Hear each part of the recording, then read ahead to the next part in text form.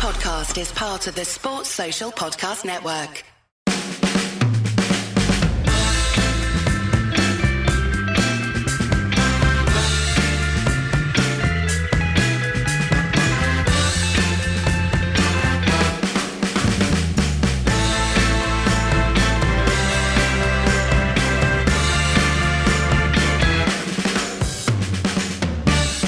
No question with that.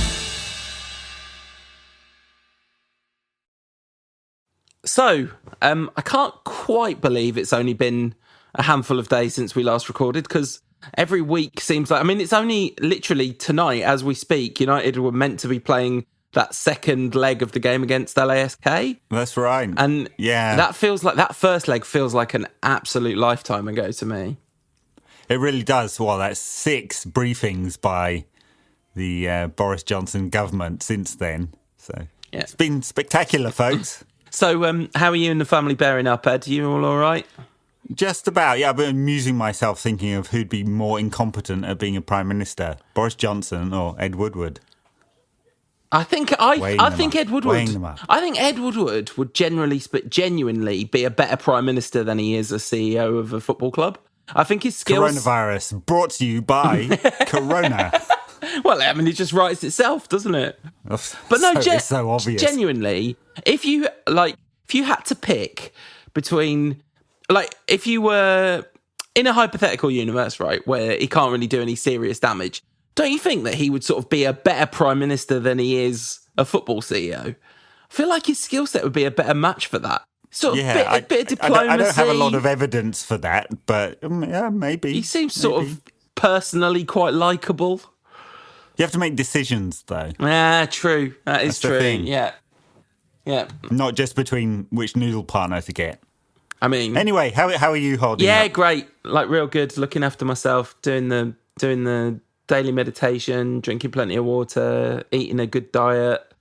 Generally, well, that's going to go when they have you locked down for 12 weeks. I don't think it is. I think that's not really going to be the biggest problem with that. So yeah, just looking after myself and trying to help look after other people too, which is, I guess, the point of all of this, really. Yeah, we started a food bank at our shop, except they're probably going to shut the shop down, aren't they? Still, you're going to try. It's the thought that counts. It really is. So, talking of trying to do a bit of service, we're not going anywhere. Still, 2 podcasts a week, which means we're going to watch 2 games a week. And by the end of this, United will be on such an unbelievable winning streak. So I was talking to my mum, and she said, "Oh, did you watch the game you were going to watch?" I was like, "Yeah, United won," and she burst out laughing. 'Cause it's very convenient to only watch United being brilliant.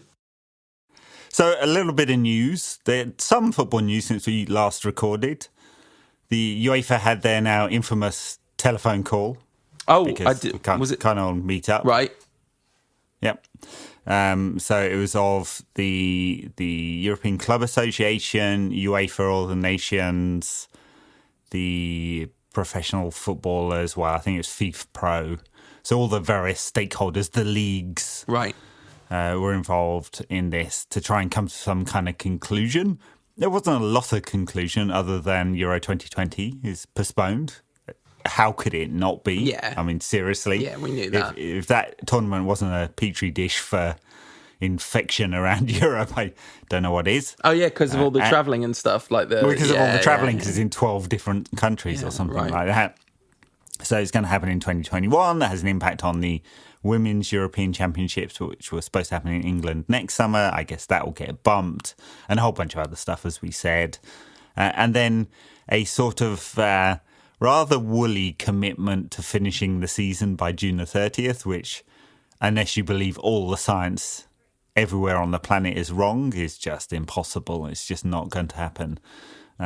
So we'll see. I think I saw something, because I've been deliberately, as a kind of mental health strategy, really trying to stick to consuming a very small amount of necessary information rather than consuming all the relentless noise about it. But I thought that I'd seen something today saying that actually there was a lot of flexibility around that date, and they're not going to try and keep that date somehow written in stone. Yeah, well, look, so the Premier League have gone and taken this back in all the leagues, and they've sort of made a commitment to try and finish the English season by June the 30th, and at the same time postponing the start of the English season till April the 30th at the latest. The resumption, sorry. Oh, yeah. These are both completely fanciful, but they also left this open-ended sort of commitment to complete the season. So that was whatever that means. Whenever it takes, whenever it happens. Yeah, so they've sort of said this season is more important than next season. We'll adjust next season. Right. And of course, the season after that is just disrupted by the Qatar World Cup. They should skip a season. That's what's going to end up happening. They probably should. Yeah. I mean, effectively, they're going to have next season is going to end up being truncated significantly because it was supposed to be pushed back. Yeah. I mean, it's logistically impossible for all these things to be true at the same time. Then you look at the science, which looks like peak is not until 12 weeks away in the UK, and the UK is running a few weeks behind the rest of Europe. So it just looks, and they can't just resume European football, European competitions, Europa League, Champions League, without English clubs. Yeah. So it looks some time away. Yeah. Perhaps the back end of the summer is much more realistic, and then they could complete it by September, late September, maybe as a really optimistic scenario. 3-week break into mid-October, late October, start the next season. But it's all dependent on getting control, and this is why I was making jokes about us being on a 12-week lockdown, which is pretty much what the rest of Europe seems to have gone to at the moment. Yeah. I mean, so that's once we know we're in the realm of speculation. I mean, we said last time, obviously, I mean, this is not, we're not being clever saying this. Everybody knew that April date, the first April date, was just a thing that they said, basically. Presumably there's some mechanistic reason that they're trying to give these dates as a possible thing, but none of them can believe that that's very likely by any stretch of the imagination, I'm sure. Well, part of it is, I think, to do with broadcasting contracts. So they have to complete the season to not take penalties, and no one wants to take a penalty. Yeah. So in the meantime, of course, there's significant disruption lower down the leagues. Premier League clubs can afford this break. No one wants it, but they can afford it. Lower league clubs definitely can't, and so there's been an £11 million sort of agreement with the Football League, which has significant reserves, tens of millions in reserve. Right, good. To distribute money to make sure those clubs aren't going to the wall in the meantime. Good. That's good. I wanted to say just a couple of things. Marcus Rashford is such a good kid, and he's just today announced his support for a massive and really important looking scheme to help people with, I believe, if I understand it correctly, people that would normally rely on school meals for nutrition to be helped and supported with school being closed. And a word for a legendary frenemy of the Rantcast, Gary Neville, what's the Rantcast? He was, the Rantcast did used to exist. We don't deny that it used to exist. So he was a frenemy of the Rantcast and has continued to be a frenemy of the show. But if he carries on doing what he's doing, he's getting upgraded to official welcome anytime of course, guest. With all this going on, he's got what he wanted. Borders closed everywhere. Come on. I don't think this is the day for that, really. I don't think he deserves that today. I think the act of extraordinary citizenship. So for those of you who don't know, I'm sure everybody knows that Gary Neville is involved as a hotelier in Manchester as part of all the business arrangements that those boys are all into these days. He has 2 big hotels in Manchester. They're closed to the public for the duration of this. They're ensuring that their staff welfare is being taken care of, but most extraordinarily, they're running the hotel as a free service for healthcare workers who need social isolation away from their family for the duration of this. And in the corporate world, there's a lot of very easy PR wins. And so there's a lot of cynicism about why people do things. You just don't need to do this. This is an act of genuine citizenship and genuine pulling together. So, big shout out to Gina. Of course, he just copied Roman Abramovich, who's done the same thing in Chelsea. Oh, I didn't know that. That's a nice thing. That's nice to hear. That's true. I think it's worthwhile having a little more cynicism about Roman, whose wealth was gained through not particularly good means. Yeah. Unlike Gary Neville, who gained his wealth by being the evil winner of trophies for Manchester United. Because we used to win trophies, you know this, Paul. We did, and we won a trophy. I guess, is there any other United news? Pogba contract chat. We touched on that very briefly last time. There's been a fair amount of Pogba contract chat. Will he? Won't he sign one? Obviously, being floated as a trial balloon by Raiola. In the meantime, yeah, who knows? I mean, seems like such a silly thing. There's definitely not going to be a market for him this summer because there won't be a summer transfer window, and no one's spending money without knowing what the situation is in European football. Yeah, so I guess it doesn't even bear talking about. We were going to do a transfer special during the next international break. That is on hold. That is on indefinite, like the Premier League. It's on indefinite hold. A lot of United. He was on Instagram in a Blaise Matuidi shirt. Matuidi, who tested positive for coronavirus. It was a Juventus shirt. Seems to trigger quite a lot of people. Get over yourself, people. Yeah, absolutely. Bruno Fernandes also on Instagram, 2-footing his 2-year-old daughter in his back garden. Outrageous. You sent that picture of like him not letting her have a touch of the ball. And then moments later, Ander Herrera posted a picture of him and his daughter playing in their Paris apartment, and he let her score. I was like, you see, that's probably... It's a mentality you need, folks. Yeah, not letting these 2-year-olds win. That's why Bruno's been such a good signing. As I said, I was really surprised he didn't take a shot from 30 yards. And it's just like, I think that's what he was. His garden was big enough. Yeah, it really was. It looked good. We'll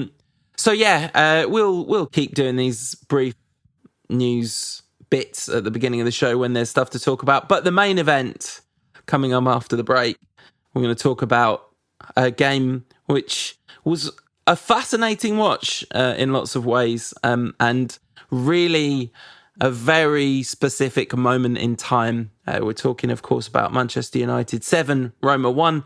So after the break, we'll be back to talk about that. Enjoying, no question about that? If so, let others know about us. The best way to do that is leave us a review and a rating on iTunes and hit that subscribe button.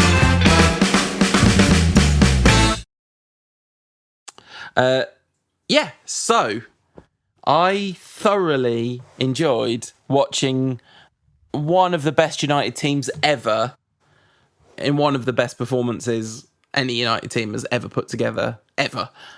Yes, I mean, amazing that United scored 7 in the Champions League game, having lost the first leg as well. So context here, United going in 2-1 down from the game in Rome the week before.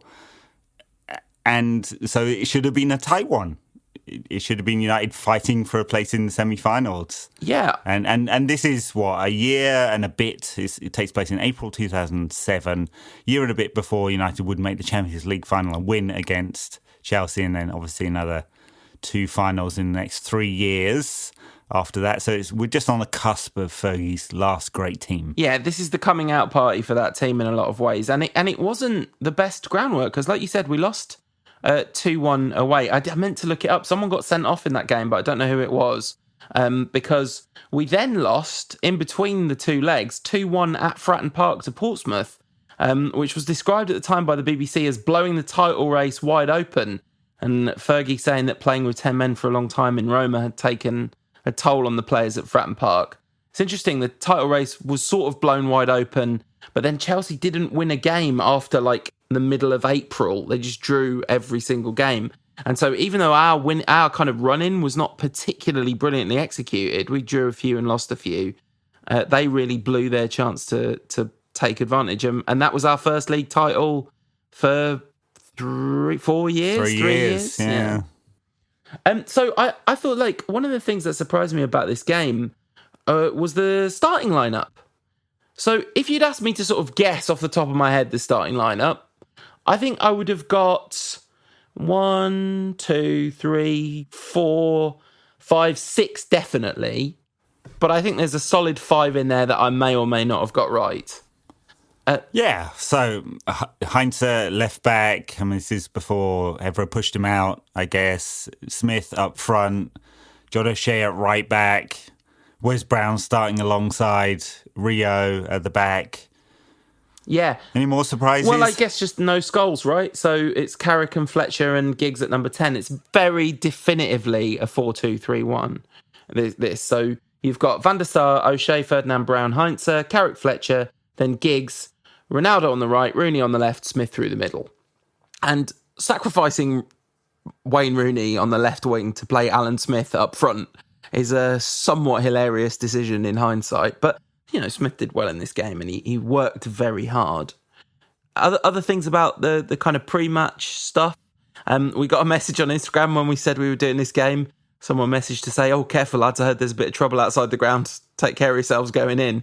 And of course there was some fairly, for 2007, some very serious fighting. 12 English fans and 4 Italian fans were charged afterwards for possession of a blade, public order offences. A variety of charges were brought. So quite serious for 2007. Yeah, I guess the firm flickered into life once more, just to stick it to those eye ties. But I think there's definitely a sort of like tit for tat thing, isn't there? Because I think there was some trouble in Rome as well, or maybe even with Lazio. I don't know. I have some memory of some story or other at the time. So what was you? I think that the real context here, the interesting context is. Oh, cheers. Sorry. Yeah. Now you've finished talking. We'll get on. No, this was at the back end of United not being good for really quite some time, and frustration boiling with how long it was taking to build a new team. The Glazers coming in, Ferguson's support for the Glazers, quite vocal support. Price rises, so we're 2 years into the great Glazer regime here. They'd really jacked up the prices. First time that had really happened since, say, the early 90s, which it really happened as well. A lot of unrest. United do win this league title, but it's not obvious at this stage that it's definitely going to happen. So we've got a better United team. But this is also a United team, or a United squad, that has Dong and Cusack and Kieran Richardson and a whole bunch of players that really weren't going to figure much for United much longer. Well, even this game, as well as obviously Rooney and Ronaldo being the kind of real spearhead of this team. Yeah, even this Alan Smith playing up front, right? We don't associate Alan Smith as being part of a great Alex Ferguson Manchester United. In fact, he's very much part of the sort of down era. Not that, he was a fine player in his own way. But yeah, you're absolutely right. This is, I remember being absolutely shocked when this happened. Like, it came out of nowhere.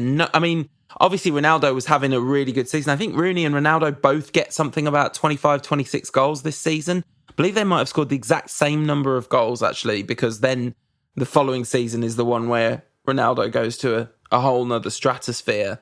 So we know there's talent in the team, but Roma were pretty good. And actually, Roma's big problem, obviously, in this game was they just defended atrociously.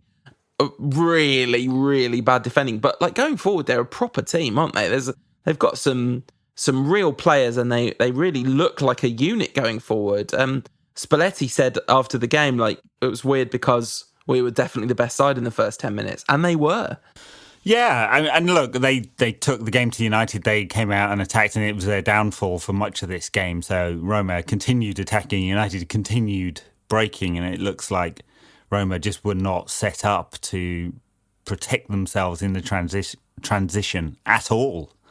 So United just kept opening them up, and no idea what the XG was on this, but I'm going to say it's a lot less than the number of goals that United scored. So they just seemed to score with every single shot that was taken. Yeah, I was playing the Guess the XG game and then seeing if I could find it anywhere, if any nerd had gone back and nerded it up. but I was calling other people a nerd when I was playing Guess the XG, and I reckon United would have had at least 3.5 because they've got some really big chances in among there. There's a couple of tap-ins, but a lot of the goals are like screamers. I mean, I have to say, arguably, as is often the case with these games, the Roma goal might just be the best goal of the game. That is one heck of a ping. Yeah. Well, let's go through some of the goals, shall we? I guess we don't need to go minute by minute, but let's talk about the goals. And the opening goal by Michael Carrick, the assist from Cristiano, and just kind of I mean, you've all seen it, right? A weird scooped shot. Looks like the ball's not in the right place when he hits it, and he's hit it with a sand wedge, but it's gone into the top corner. It's like a perfectly weighted through ball from Cristiano Ronaldo to Michael Carrick, who hits an amazing long-range side foot. That should be the other way round. It should be a silky through ball from Michael Carrick to Ronaldo, who hits a weird knuckleball with the side of his foot. This game is responsible for 50% of Michael Carrick's Champions League goals. Yeah, a couple of bangers at that. I think that was United's first shot. I wasn't actually noting down whether it was or not, but I think it was. If not, one of the first shots. 20 minutes in. Oh no, 12 minutes in, sorry. Pizarro and Totti had both taken absolute mad long-range shots from miles and miles and miles out. It almost looked like it was a plan that they'd maybe identified. I don't perceive Van der Sar as being weak on shot stopping or anything. But they kept shooting. Maybe Totti and Pizarro just really liked shooting from miles away. Well, that's right. Look this. We didn't really talk about how many talented players there are on this Roma side. Panucci, full Italian international, obviously. Mexes, French international. Chivu, Romanian. Vucinic, very talented midfielder. Totti and De Rossi, two Italian legends. I mean, there's a lot of talent in this side. Maybe went to the head a bit. Yeah, Chivu, absolute championship manager legend. Chivu was always unbelievable. But he was playing with a face mask and genuinely looked like he shouldn't be playing, given some of the mistakes he made. That Carrick goal, and especially the second one, does make it very confusing that Michael Carrick scored quite so few goals in his career. I mean, I said it's 50% of his Champions League goals. It's something like 8 or 9% of his United goals. He just did not score. He scored 26 goals in all competitions, I think, maybe 28. Had the talent, but was always there to protect. Yeah.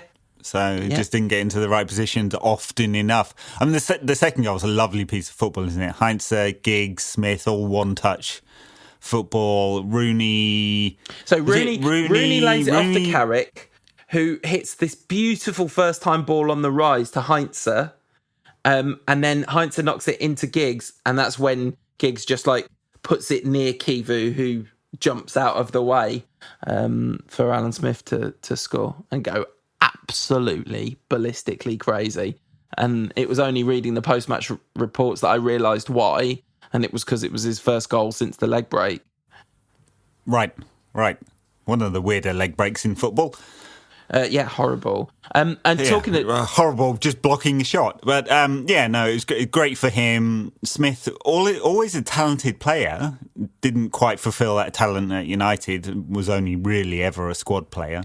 I think I at one stage on the old United Rant site wrote a piece how he could be the successor to Mark Hughes. He was never quite that, was he? No, and then ended up Fergie tried to make him the successor to Roy Keane, which he was definitely never going to be.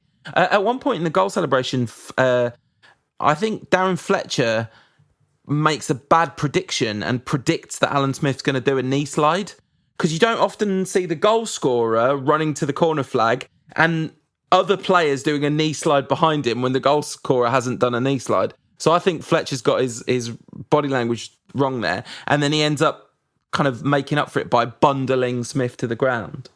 The one thing that I noticed about just those first kind of 25 minutes is, even though that's only... So that game is a lot closer to the last game we covered, time-wise, than it is to today. It was 8 years after that game and 13 years to now. But the football looks much more immediately recognisable as modern 21st century football. Some of the big changes have happened by that point. Yeah, I think so. I mean, United not playing with a 4-4-2, not playing with a strict 3-2-3-1 either. It's a really. 4-2-3-1. It is. It's pretty strictly sort of. It is sort of. Yeah, I don't know. I mean, Rooney's close to Smith a lot of the time, even if he's coming off the left. So anyway, it's irrelevant. Exactly. But one of the things I'd say about that is it is a European game. So I don't know whether I want to read too much into the changes. I mean, stylistically, it's completely different from the Arsenal game we talked about on Sunday. Obviously, just night and day. But the kind of cup against a major rival, teams that know each other really well, adds a little bit to it. But this game is certainly more sophisticated and the clash of styles is kind of prominent. In fact, United playing on the break a lot of the time in the first 45. In the second 45, they're completely comfortable and they retain the ball a lot. It'd be interesting to see the possession splits as well, because I don't know whether United wouldn't have had less of the ball in the first half despite being 4-0 up by half time. And so, yeah, I mean, there's a bunch of things that play into it, but it does feel like modern football. Not that 99 is not modern. Relatively. No, but watching 99 did not feel like watching modern football to me. It felt like a bygone era in the way that this game didn't. I have to say though, if you swapped the entire 99 team's haircuts into a 21st century team now, they'd look fine. If you swap the 2007 team's haircuts to today, they'd look absolutely ridiculous, which is the law of 20 years, right? 10 years ago looks ridiculous, 20 years ago looks cool. That's been the case throughout human history. What is old becomes new again, and all of that. Which means that in 10 years' time, that Michael Carrick hairdo with the sides all down and a little bit long at the back and a little bit on top is going to be fashionable again, and that's not okay. Well, one day your haircut will become fashionable again. I'm not sure when, but one day you can live in hope. Why do you keep doing this? What's... Not the bowl cut, though. That'll never be fashionable. Anyway, Cristiano scores it's Rooney scores the third. Rooney scores the third. I've lost the run of myself. Yeah. Deservedly so. Giggs popping up on the right wing. Don't get it back. Ronaldo finds Giggs. Giggs slides it in. Rooney with a pretty easy finish, but dinks it past the keeper from 6-7 yards out, something like that. Yeah, so that's the one where it comes in from the right? Giggs fires it in from the right, but again it goes through Christian Kivu, who I don't know, concussion testing was missing or something. But Rooney's finish is gorgeous, isn't it? Because it comes to him from the right, and he deftly flicks it right into the left-hand corner, away from the keeper, and you can easily overhit that, can't you? Overcorrect the direction on the ball. He gets the weight of the finish really perfect. By this point, Ronaldo, and right at the beginning of that move, Ronaldo beats someone, doesn't he? And then he's about to lose the ball, but he stabs it through to Smith, I think, and then Smith holds it up, knocks it out to Giggs.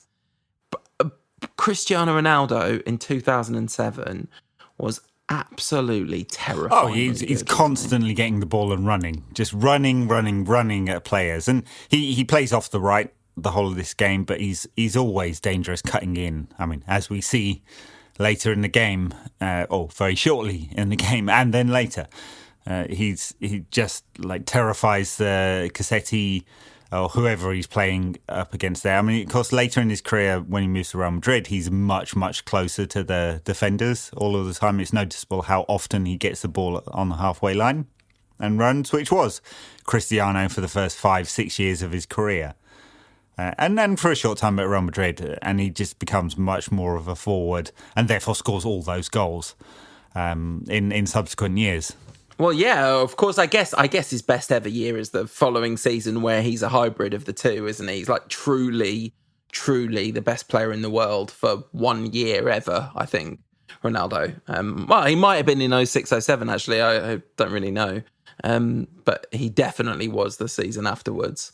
which is probably his only legitimate Ballon d'Or. I don't think that's biased. Fair. Don't think that's fair. Anyway, he scores a few minutes later, just on the cusp of half-time, isn't it? So it's 3-0, game's pretty much over, although that makes it, 4-2 on aggregate. So not completely out of it. Roma, Cristiano cutting in from the right, as we said, firing past the keeper's left with his with his right foot. He sort of cuts across the ball. He's out on the right wing, he drives straight for goal. You think he's going to switch it to the left and fire it in, and he just drives it straight into the near post. And he's absolutely delighted with it. Yeah, a few minutes before that, he'd had a shot from 25 yards out where he'd fainted to shoot on his right and cut back in onto his left and walloped it. And he went mental when it didn't go in. Just absolutely furious with himself. He then shoots from 40 yards from a free kick like it's completely normal. There's one beautiful bit of Totti magic where he just does a volleyed backheel pass to Williamson.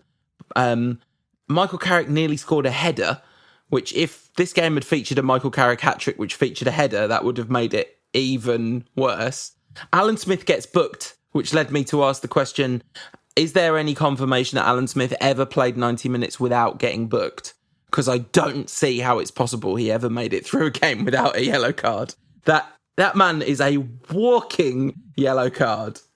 But yeah, the Ronaldo goals, it's just a masterpiece, isn't it? Giggs is brilliant, first of all, tackling back to get the ball, finding it, nudging it through to Heinze, and then Heinze knocks it back to him and he puts in a perfectly weighted through ball. And then, yeah, the finish, like you say, no one's expecting it, and just bang, it's in.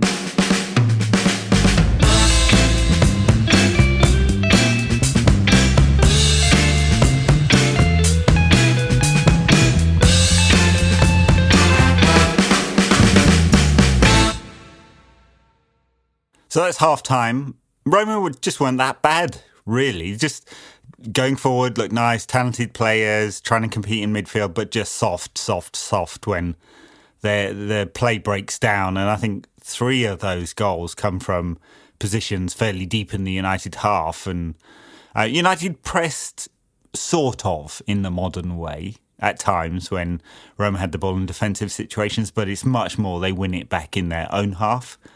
And then it's the transition that Roma just can't cope with, and then some horrible defending as well. Yeah, a lot of the winning the ball back, they win the ball back by tackling players rather than breaking up play with interceptions in the way that you think of modern pressing. There is a lot of tackling the ball and then distributing it, and that was kind of noticeable, I thought. And that United's defence play, 7-1. Obviously, we're not going to talk that much about the defence, but it is sort of the sort of fundamental difference between the two sides is that Roma's threatening players get stopped a lot and United's threatening players never get stopped. I think that Roma had something like 6 shots blocked. United didn't have a single shot blocked in this game, which tells you something, I think, about the nature. Right. And they didn't manage to block Giggs' cross for number 5. Just before the goal goes in, when Fergie comes out after half time, he's got a very serious look on his face, and you can see it's a bit quiet, and he looks round and he gives it the old Fergie, come on, make some noise, because you can see he's not that he's worried exactly, but there's an element of relief in Ronaldo's celebration too. And so between Fergie G'ing up the crowd and Ronaldo's celebration, I'm pretty sure Fergie's whole halftime team talk was, we have to take this seriously. We have to take this seriously. We haven't won this game yet. Yeah, but they had, though. But yes, he didn't want to take them. He didn't want the foot off the gas so much that Roma could get back into it. Yeah. Which they don't. So it's only a few minutes after half-time. Corner for United. Clearance. Not cleared properly. It's out to Giggs. And Giggs hits this actually really nice, sweet first-time ball low across the area. And Cristiano just slides it in. Easy goal. But it's all made by the ball by Giggs, who at one stage in his career couldn't cross it, and he was, shanking them behind all the time after dribbling past 6 players. But by this time, he'd got a bit better, I think. I don't remember that. I don't remember him not being able to cross at all. Like, he used to put crosses in for Eric Cantona all the time, who would score. Like, so many Cantona goals are Giggs assists. It's unreal. Oh, you haven't got a back catalogue of red issues, have you? Moaning about Giggs every week. No, I remember this. Yes. Good old red issue, and they're very accurate and not at all ridiculous take on things. Anyway, that wasn't quite Giggs the point. But Giggs was superb in this game. He was, brilliant. Running at players right, left, through the middle, intelligent use of the ball, just very dynamic presence in midfield for United. Yeah. And Ole Gunnar Solskjaer starts warming up, and I was very confused about that, because eras are a complicated business, aren't they? And I do not associate either Alan Smith or Ole Gunnar Solskjaer with having been in the team, but this is his last season, isn't it? This is, and we had a question a few weeks ago: do we conflate Ole Gunnar Solskjaer's legend status with one moment? And no, he was very definitively an absolutely beloved Manchester United legend by this point. He was, although he'd spent all of the years between 1999 and 2007 recovering from that knee slide in Camp Nou. It's factually inaccurate. It's like the Alfinger Haaland story, isn't it? He got a little injury doing that knee slide, not the big one. It's true. I mean, mythology in football is great, isn't it? Ashley Young ate the bird poo. He ate it. I don't care how much he denies it. He can go on as many official podcasts as he like. He ate it. And Solskjaer screwed his knee up in Camp Nou. Anyway, he starts warming up, but he's not the first sub, is he? Evra's the first sub for O'Shea, or with the Spanish commentary we had to watch this on, O'Si. Yes, it was, I enjoyed that. He also described it as football más fantasioso when United were passing it a ball. He basically said United had more creativity, more precision, more speed. It was. I've been doing Spanish on Duolingo for a year, and that enabled me to understand approximately 6% of the commentary, which every now and again I would hear a word I know, and it was like very exciting. Good work. You'll be fluent in sometime in the 2030s. Yeah, exactly. Evra substitution, he looks absolutely brilliant almost straight away. Patrice Evra does in that game. Like, he puts in one brilliant tackle after an offside attack. He obviously scores the last goal of the game. Kind of hilarious that we're 6-1 up at that point and the fullbacks are bombing forward in the last minute. But he just looks, even playing on the right, he looks brilliant, doesn't he? He does. Well, that's an interesting thing about this game. At no point does anyone stop going for it. Just at no point. I mean, 89 minutes in and Cristiano is still trying to score goals. He's still going at it hard. So didn't take the foot off the gas at all, even if the goals sort of, slowed down a bit in the second half. But the next goal, there was the same number of goals scored in the second half as the first, of course, if you include the Roma goal. No, fair enough. I don't. The Carrick goal, doesn't que count. golazo, as the Spanish commentator absolutely correctly says. This is a much purer strike from Carrick. As I said, his 24 total goals, it's 24 is the total number of goals he scored. So that makes this just under 10% of his United goals ever. 50% of his Champions League goals. He played 68 times in the Champions League, scored 4 goals. He scored 24 goals in 395 starts and 69 substitute appearances for United. But this was the best goal he ever For sure. scored. I haven't seen the other 24. Well, I mean, I'm sure I've seen them. I just don't remember them. I think I can remember any Michael Carrick goals. There's one where he passed it into the net, but I can't remember who it was against. But I can picture it in my mind. I'm quite sure he passed all of them into the net. He almost passes this one. Not this one, This though. is a very, very clean strike and sort of arrows into the top corner. A bit slight fade on it as he cuts slightly across the ball, but it's Giggs and Ronaldo who are involved in the move. But say they're involved in the move, they lay it back to him. I think it's Ronaldo that lays it back to him, and he just lashes it from between 25 and 30 yards, just far into the top corner, keeper's left, just sweet as hit as you could get. Yeah. So there's a brilliant passing move, the Más Fantasiosa move, which ends with a lovely Ole chip, which goes over the bar. It's a real shame because that would have been the pick of the goals. There's a moment where the Spanish commentator said, "El agresivo defensismo de Wes Brown." And I was like, yes, el agresivo defensismo de Wes Brown is my jam. Like, he is a real good aggressive defender. I was trying to look up all these players and trying to work out who from these two teams was still playing. I think it might only be Rooney, but Wes Brown only retired about a year ago. Have you retired Cristiano Ronaldo then? Oh, no, he's still playing. Apart from Cristiano and Wayne Rooney. I think the rest of them... Wes Brown was playing in Kerala like a year ago. Mm-hmm. Yeah, John O'Shea's not long retired, has he? Yeah, a couple of years. Mm. Obviously, Carrick and Fletcher have retired. Ryan Giggs is still playing, right? Probably. Just with his brother's wife. Uncalled for. I like that one's fine. I don't mind that one. That one wasn't at my expense for no reason. Oh, well, we can go back there if you like. Yeah. Anyway, Michael Carrick banger, and then we get another banger, which is the Roma goal, which is a thing of beauty. This is De Rossi and Totti, or Totti to De Rossi.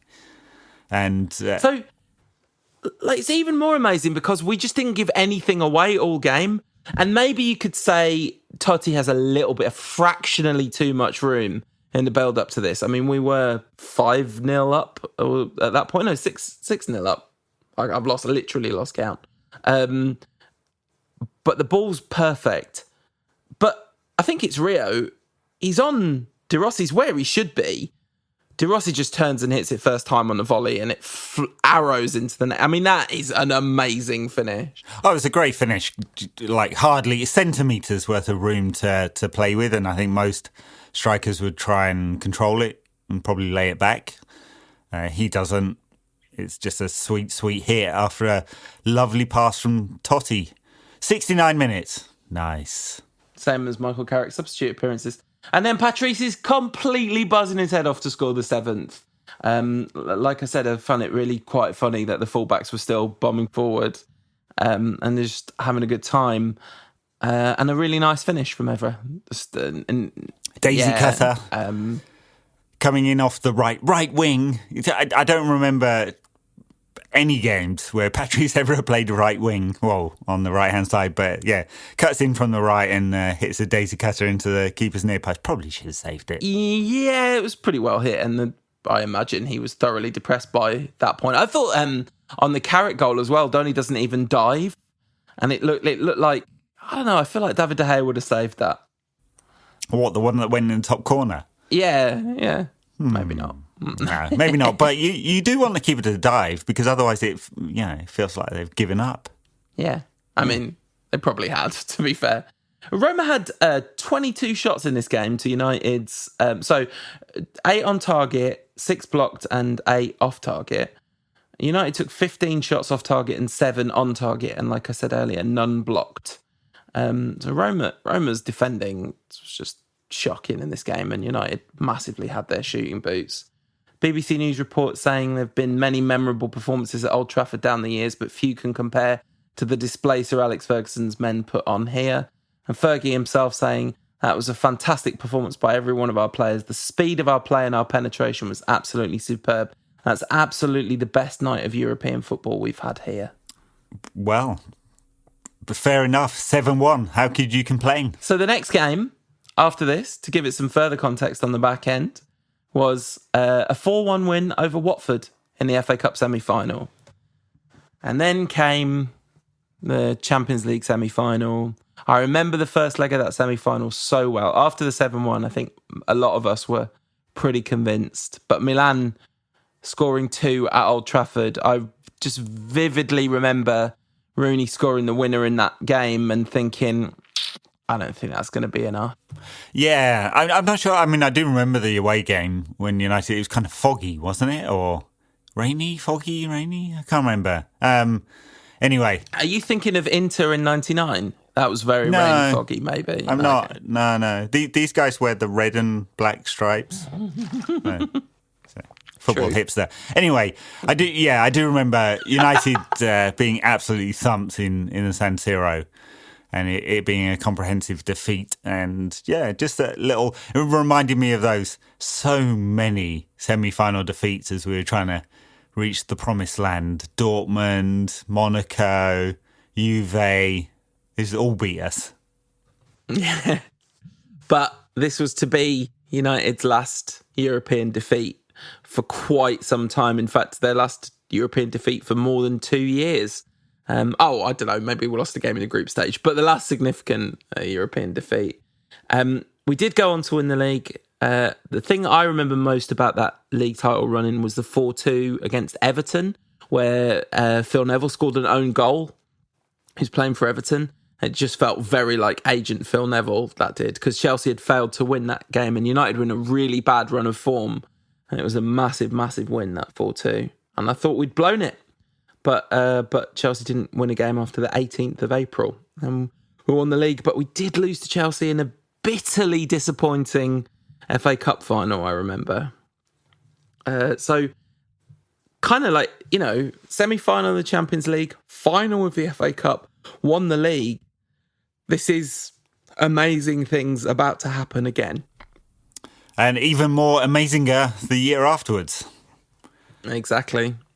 We may get to the Moscow game in this run of nostalgia. I mean, I think if we're doing nostalgia until October, we probably will. Yes, almost certainly. And if not, then at least one of the games on the way to Moscow, maybe. I don't even really remember the road to Moscow off the top of my head. Anyway, we'll get to that. United MUTV biting our style tonight. Replaying in full the semi against Juventus, which I kind of almost feel like we should do as the last one of these. Having done the semi against Arsenal as the first, we'll do that. We'll do that one as the last one. Yeah, so sometime in 2021 we'll get to that one. Plenty of classic games to check out. So what are we doing next week or Sunday? So I picked the first two, and it only seemed fair that you picked one. This is a game that I really profoundly associate with you based on a T-shirt that you wore for many, many, many years after this game. And it is the 1991 Cup Winners' Cup final. Talk about a team on the cusp of greatness. That's kind of a European performances by a team on the cusp of greatness. That's the theme of the last couple. Yeah, Cup Winners' Cup final, amazing. Of course, we're basically getting that back again with the UEFA Conference. That's coming up in a couple of years' time. It's available to watch. We found it on Daily Motion, so that game seems to be up in full on the internet. So if you want to watch that before you listen to the show that I think we'll record it on Sunday, put it out on Monday. So until then, goes without saying, but stay safe, take care of yourselves. Take the right kind of precautions, but try not to drown yourselves in fear, because that won't do any good for anyone whatsoever. And backers... Exactly. Nothing to fear but fear itself and Cristiano Ronaldo. And Michael Carrick. Backers, stay tuned for some chat about streaming service recommendations, which seems apropos at the moment. Everyone else, we'll see you on Monday. Okay, bye now.